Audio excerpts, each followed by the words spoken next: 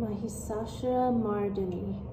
Long ago, the demonic forces of Mahisha, the buffalo demon, battled with the heavenly forces of Indra for 100 years and defeated the gods. Cast out of heaven, the dispossessed gods appealed to Vishnu and Siva for help.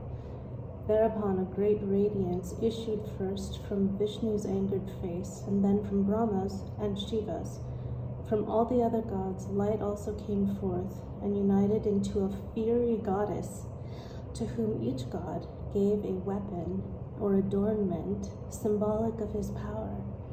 Thus arrayed, she laughed thunderously and defiantly until the very universe shook.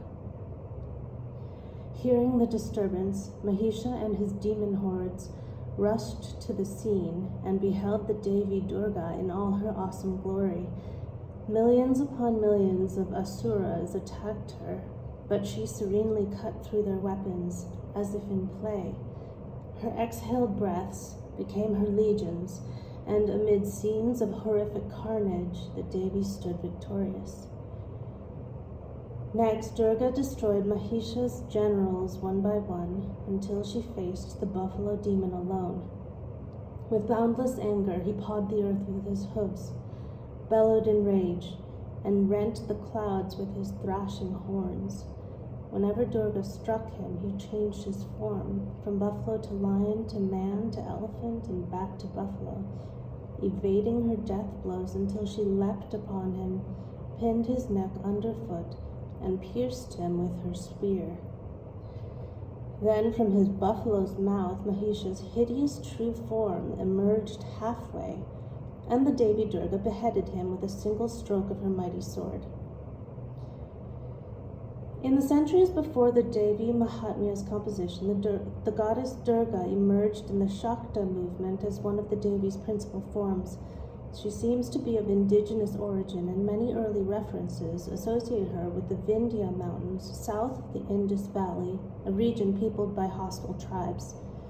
The word Durga, difficult of access, occurs in the Rig Veda only as a masculine or neuter adjective or noun, and never as a feminine name, and this textual evidence suggests that Durga was absorbed into the Vedic pantheon after the period of the Samhitas. She first appears as a goddess in Vedic literature in the Taitiriyaranyaka, which characterizes her as the flaming one connected to the power of Savitri and Agni, the gods of the sun and fire.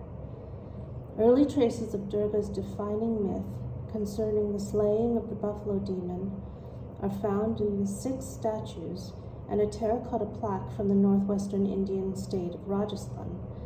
Dating from the middle of the 1st century BCE to the early 4th century CE, they illustrate the myth's climactic moment and depict Mahisasuramardini, Durga as the slayer of the buffalo demon, as a goddess armed with trident and spear in combat with a buffalo.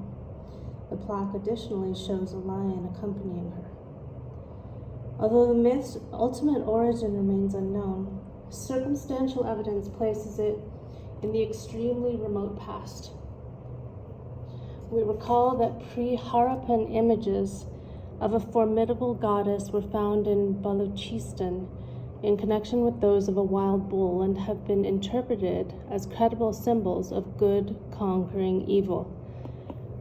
Such an interpretation finds support in the work of archaeologist Jacques Cauvin, who contends that the wild male bovine so terrified Neolithic people with its brute force and destructive ferocity that it became a universal symbol of evil, of the chaos that threatened the peaceful order of sedentary agricultural societies.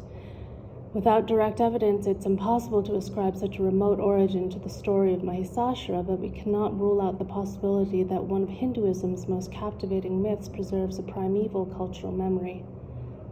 Later terracotta tablets from Harappa show a male figure killing a water buffalo in the manner described in the Devimahatmya by pinning the head underfoot and thrusting a spear into the shoulder. This act takes place in the presence of the horned male deity speculated to be Proto-Shiva, seated in the yogic position. This evidence hardly suggests a direct connection with Durga, but becomes noteworthy in light of the oldest literary account of myth preserved in the Mahabharata. There, Mahisha is slain by Shiva's son Skanda. In the Harivamsa, a later supplement to the Mahabharata, Mahisha's slayer is given once as Shiva himself and 3 times as an unnamed goddess. The Vamana Purana, thought to post-date the Devimahatmya, contains 2 accounts of the slaying, one associated with Skanda and one with Durga.